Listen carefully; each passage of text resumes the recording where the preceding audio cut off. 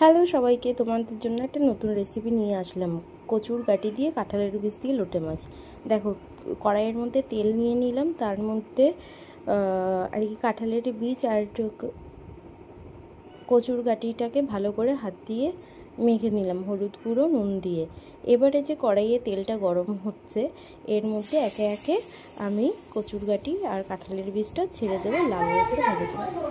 যথারীতি আমার ভাজাটাও হয়ে গেছে। এবারে তেলের মধ্যে পেঁয়াজ কুচি দিয়ে দিলাম। পেঁয়াজ কুচিটাকে আমি লাল লাল করে নেড়ে চেড়ে ভেজে নেব। দেখতে থাকো কীভাবে লাল লাল করে ভাজছি। তো ভাজা হয়ে গেছে, তার মধ্যে আমি আদা রসুন কাঁচা লঙ্কা বাটা দিয়ে দিলাম।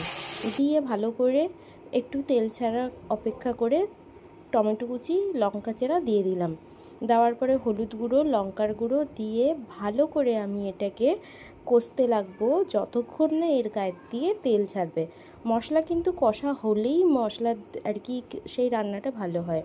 তো যথারীতি আমি ঢেকে মশলাটাকে কষাচ্ছি। দেখো তেল আমার ছেড়ে গেছে। এখন আমি লোটে মাছটা দিয়ে দিলাম। লোটে মাছটা দেওয়ার পর ভালো করে নেড়ে চেড়ে এটাকে জলটা মজা অবধি আমার অপেক্ষা করতে হবে। এই রান্নাটা কিন্তু শুকনো শুকনো হবে, এটা কিন্তু ঝোল ঝোল হয় না। শুকনো শুকনো হলেই সেটা গরম ভাতে খেতে খুব ভালো লাগে। দেখো কাঁচা লঙ্কা চেরা দিয়ে দিলাম, তার উপরে আমি কচুর গাঁটি আবার কাঁঠালের বীজটা ভাজাটাও দিয়ে দিলাম। তো প্রায় আমার 90% হয়েই এসেছে রান্নাটা। এবারে হওয়ার পর জলটা যেই মজে গেছে, এর উপরে আমি দিয়ে দেবো এখন হলো ধনেপাতা কুচি।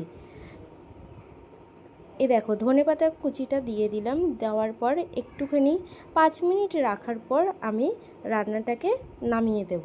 তোমরা করে খেতে পারো, খুব সুন্দর হয় খেতে। এই হলো আমার রান্নার লুক।